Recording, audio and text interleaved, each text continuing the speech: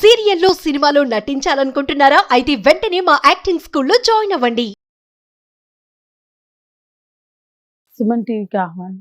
ఇవాళ గత వారం రోజులుగా ఒక విషయం సినిమా ఇండస్ట్రీకి సంబంధించిన విషయం సంచలనం కలిగిస్తోంది. అయితే ఇది బాధితురాలుగా ఉన్న అమ్మాయి బయటకు వచ్చి నాకు న్యాయం చేయండి, రక్షణ కల్పించండి అని పోరాడుతుంటే చాలా విషయాల్ని ఆ అమ్మాయి చుట్టూ, ఆ అమ్మాయికి క్రెడిబిలిటీకి సంబంధించిన అంశంగా, ఆ అమ్మాయి క్యారెక్టర్కి సంబంధించిన విషయంగా చిత్రీకరిస్తున్న మీడియా, అనేక వ్యక్తులు, శక్తులు, సంస్థలను చూస్తున్నాం. ఇది సంచలనం కోసం చేసిన విషయం కాదు. సంచలనం కోసం చేసే అమ్మాయి అయితే గతంలో కొంతమంది చేసినట్టు ఈ అమ్మాయి మీడియా ముందుకు వచ్చి ముసుగు కప్పుకునో, ముసుగు లేకుండానో, ముసుగు వేసుకునో మాట్లాడుతుంది. కానీ అమ్మాయి ఇంతవరకు ఏ మీడియా దగ్గరికి రాలేదు, రాను అని కూడా చెప్తుంది. నష్టపరిహారం కూడా అడగట్లేదు. అంటే ఇది ఈ నష్టపరిహారాలకి, డబ్బులకి, లేదా సెన్సేషన్స్కి, లేదా స్వార్థ ప్రయోజనాలకి అతీతంగా దాన్ని మించి బియాండ్ దట్ ఈ ఇష్యూ ఏదో ఉంది. అది అర్థం చేసుకోవాలి. ఇకపోతే ఇందులో జానీ మాస్టర్ ఒక 16 ఏళ్ళ అమ్మాయి ఢీ పోటీలకు వచ్చింది. ఢీ పోటీలకు వచ్చిన అమ్మాయి జానీ మాస్టర్ అందులో జడ్జిగా ఉన్నాడు. అప్పుడు D11లో పాల్గొంది, కొనసాగింది. D12లో ఎలిమినేట్ అయింది. తను ఆ పోటీల్లో పాల్గొన్నప్పుడు తన ప్యాషన్, తను జడ్జిలు అడుగుతుంటారు కదా, ఏం చేస్తావు, ఎందుకు వచ్చావని. నేను కొరియోగ్రాఫర్ని అవ్వాలి, నేను ఆర్టిస్ట్ని అవ్వాలి అని తను వ్యక్తం చేసింది. అది పట్టుకుని D12లో ఎలిమినేట్ అయ్యే అమ్మాయి వెళ్ళిపోతుంటే 2017లో ఆమెకి జానీ మాస్టర్ గారి కంపెనీ నుంచి కాల్ వెళ్ళింది. మా కంపెనీలో అసిస్టెంట్ కొరియోగ్రాఫర్గా అవకాశం ఇస్తాం, ట్రైనింగ్ ఇస్తాం అంటే అదే కలగా ఈ రంగంలోకి వచ్చిన అమ్మాయి, ఆర్టిస్ట్ అవ్వాలనో, కొరియోగ్రాఫర్ అవ్వాలనో వచ్చిన అమ్మాయి, ఆ అమ్మాయి ఆ అవకాశం వినియోగించుకుందామని వెళ్ళింది. ఆ జర్నీలో, ఆ క్రమంలో చాలా సమస్యలు ఎదుర్కొంది. అతను సెక్షువల్ ఫేవర్ అడిగాడు. అవకాశం కావాలంటే, అక్కడ పని కొనసాగించాలంటే, అసిస్టెంట్ కొరియోగ్రాఫర్గా తను కొనసాగాలంటే తన సెక్షువల్ నీడ్స్ని తీర్చాలన్నాడు. సెక్షువల్ ఫేవర్ అడిగాడు. తను అడిగాడు అనడానికి ఎన్నో ఆధారాలు ఉన్నాయి, ఆడియో రికార్డ్స్ ఉన్నాయి. ఆ తర్వాత ఆ అమ్మాయి నేను లొంగను అంది. బాంబే వెళ్ళినప్పుడు అతను అటాక్ చేశాడు, తప్పించుకుంది, రెజిస్ట్ చేసింది. ఆ తర్వాత అతని అసిస్టెంట్స్ కూడా ఆమెని అడిగారు, అంటే నీకు ఈ పరిస్థితి వచ్చిందా, నీకేమైనా ఇబ్బంది వచ్చిందా, నువ్వేమైనా ఎదుర్కొన్నావా అంటే కూడా అమ్మాయి చెప్పడానికి భయపడింది. వాళ్ళు హింట్స్ ఇచ్చారు. అతను ఖచ్చితంగా ఎవరికైనా చెబితే నీకున్న అవకాశం పోతుంది, నిన్ను చంపేస్తాను అని బెదిరించాడు. అట్లా కొనసాగినటువంటి ఆ జర్నీలో, ఆ రిలేషన్షిప్లో అమ్మాయి చాలా హింసను ఎదుర్కొంది. అంటే ఒక దశలో నేను హీరోయిన్ చేస్తా అని చెప్పి లొంగ తీసుకుంటాడు. ఒక దశలో నువ్వు కొరియోగ్రాఫర్గా కొనసాగాలంటే, నా సంస్థలో పనిచేయాలంటే ఎట్టి పరిస్థితుల్లో నేను నీకు బయటకు పోనివ్వను, నువ్వు నాకు లొంగి ఉంటేనే నీకు అవకాశం ఉంటుంది, నువ్వు హీరోయిన్ అవుతావు. ఈ రకంగా చాలా హామీలు అతను ఇచ్చాడు. చాలా రకాలుగా అతను ఆమెని కట్టిపడేసుకోవడానికి ప్రయత్నాలు చేశాడు. ఈ క్రమంలో పుష్ప 1కి తీసుకెళ్ళాడు. అక్కడ కూడా అమ్మాయి చాలా మెంటల్, ఫిజికల్, ఎమోషనల్ టార్చర్ గురైంది. మళ్ళా దాని నుంచి వచ్చాక వేరే ప్రాజెక్ట్ చేసుకుందాం అని ప్రయత్నించింది. అట్లా బయటికి వెళ్తే అవకాశాలు వస్తున్నాయి, టాలెంట్ చూసి అవకాశాలు ఇస్తున్నారు, మళ్ళీ అవకాశాలు కోల్పోతుంది. మళ్ళీ ఇంటి రెంట్లు కట్టుకోవాలి, లేదా తను నిలబడాలి, తన కెరియర్ ముందుకు సాగాలి, తనకి కార్డు రావాలంటే 6,30,000 కట్టాలి. ఆ కొరియోగ్రాఫర్ అసోసియేషన్కి ప్రెసిడెంట్గా కూడా జానీ మాస్టర్ గారే ఉన్నారు. కాబట్టి నీకు కార్డు రావాలంటే నాకు లొంగి ఉండాలి, నేను చెప్పింది చేయాలి. ఈ రకంగా సాగింది. ఒక దశకు వచ్చే వరకు ముస్లింగా మారితే నేను నిన్ను పెళ్లి చేసుకుంటా అనే వరకు వెళ్ళింది. ఆ అమ్మాయి రెఫ్యూజ్ చేయడం మొదలుపెట్టింది, పెళ్లి చేసుకోను, మతం మారినాను. కార్డు కోసం చాలా స్ట్రగుల్ చేసింది. ముందు ముంబై కార్డు ఇప్పించారు. నాకు ముంబై కార్డు కాదు, నేను ఉండేది ఇక్కడ అయినప్పుడు నాకు తెలుగు ఇండస్ట్రీ నుంచి కార్డు కావాలి అని కోరింది.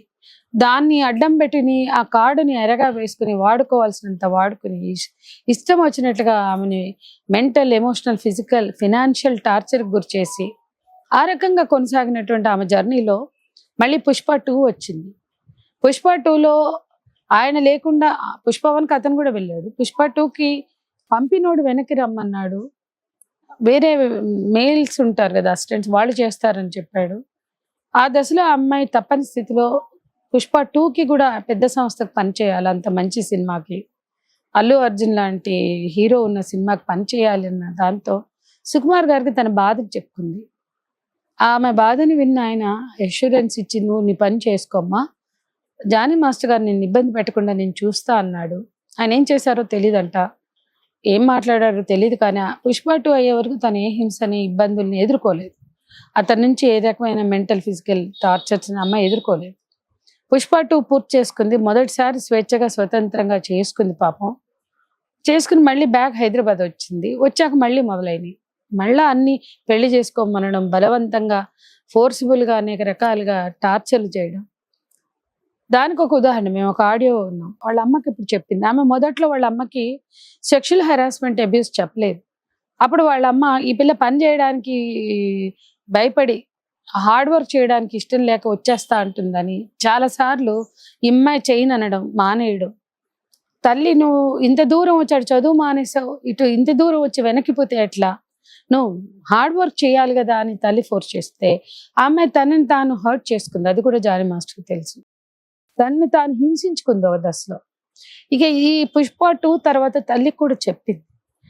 అప్పుడు తల్లి అర్థం చేసుకుని ఈ పిల్ల లైంగిక హింసకి గురవుతుంది అనేది అర్థమై ఆ తల్లి కూడా ఇది మాస్టర్కి చెప్తుంది, గలత్, ఇది తప్పు, గలత్ కర్రే ఐసా నై కర్నా అని. మొదట్లో వెళ్ళిన రోజు లేచి నిలబడి దీదీ అని మాట్లాడి కూర్చోబెట్టి నీ కూతురికి అన్ని రకాల అండగా ఉంటానని చెప్పిన వ్యక్తి మాట్లాడినప్పుడు ఈ అమ్మాయి మానేస్తే ఈ అమ్మాయి హార్డ్ వర్క్ చేయడానికి భయపడుతుంది, ఇష్టపడతలేదు అని చెప్పి రకరకాలుగా ఈ అమ్మాయి అసలు విషయం చెప్పనంత వరకు తల్లికి రకరకాలుగా చెప్పుకొచ్చి ఎప్పుడైతే అసలు విషయం మాట్లాడిందో అతను ఎంత హార్ష్గా మాట్లాడాడో మేము ఆడియోలో విన్నాం.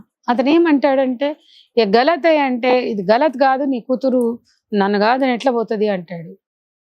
నేను ఇప్పుడు వస్తున్నాను అంటాడు. మేము తలుపులు తెరవం, నువ్వు రావద్దు అంటే గోడలు పగలగొట్టి తలుపులు పగలగొట్టి వస్తా అంటాడు. దివారు తోడికే దర్వాజా తోడికే అంటూ ఉంటాడు.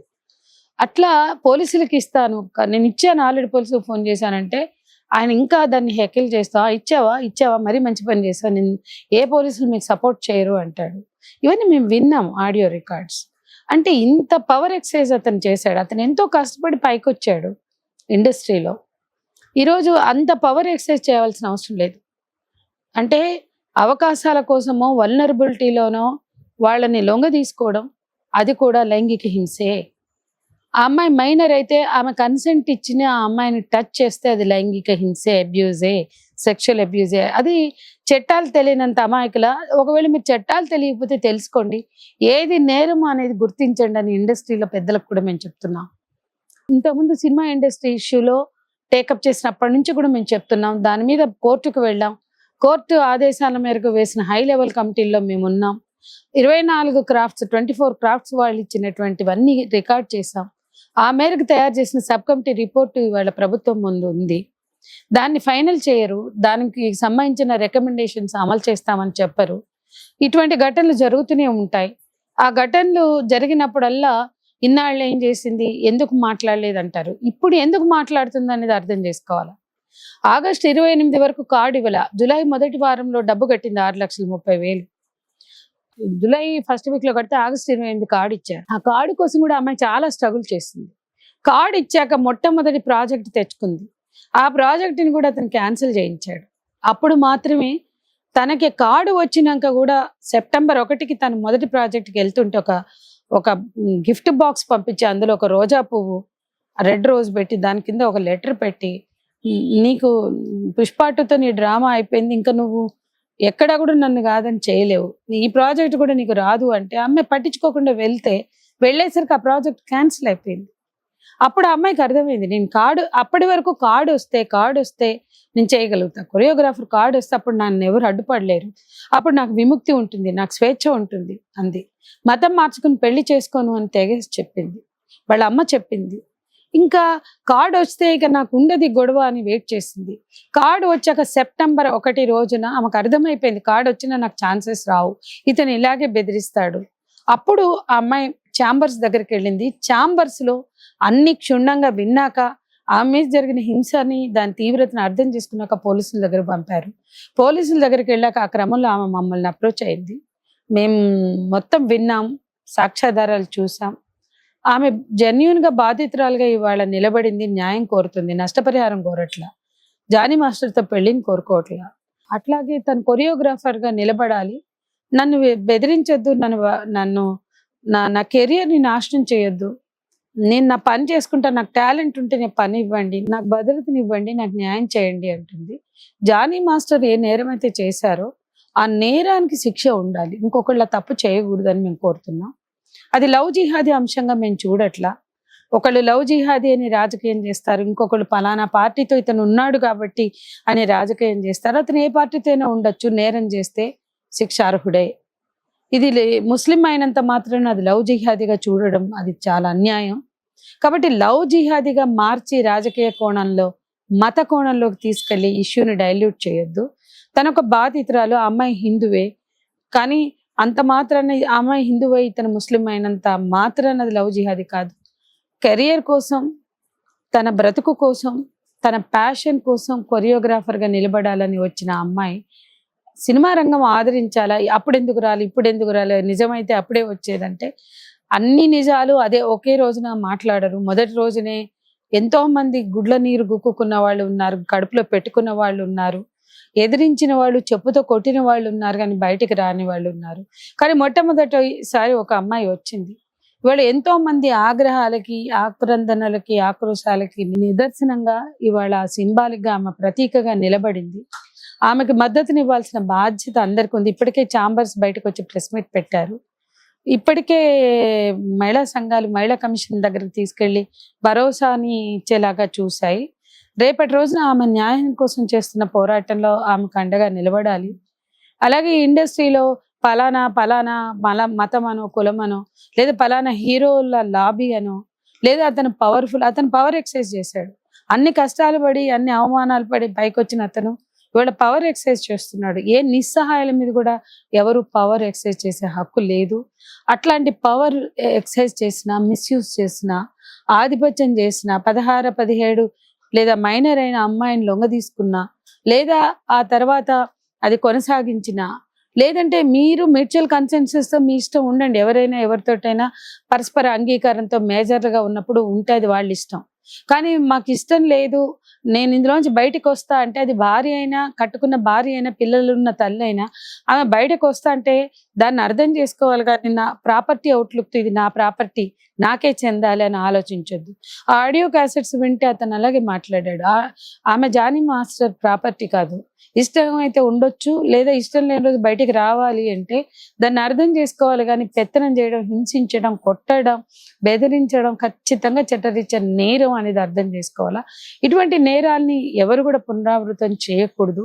అందుకోసం ఈ ఘటనని అందరూ అర్థం చేసుకోవాలా. ఆ అమ్మాయిని వెంటాడడం, వేధించడం, ట్రోలింగ్ చేయడం కాకుండా నేరం జరిగిందా లేదా చూసి న్యాయం కోసం నిలబడాల్సిన అవసరం ఉందని నేను భావిస్తున్నాను.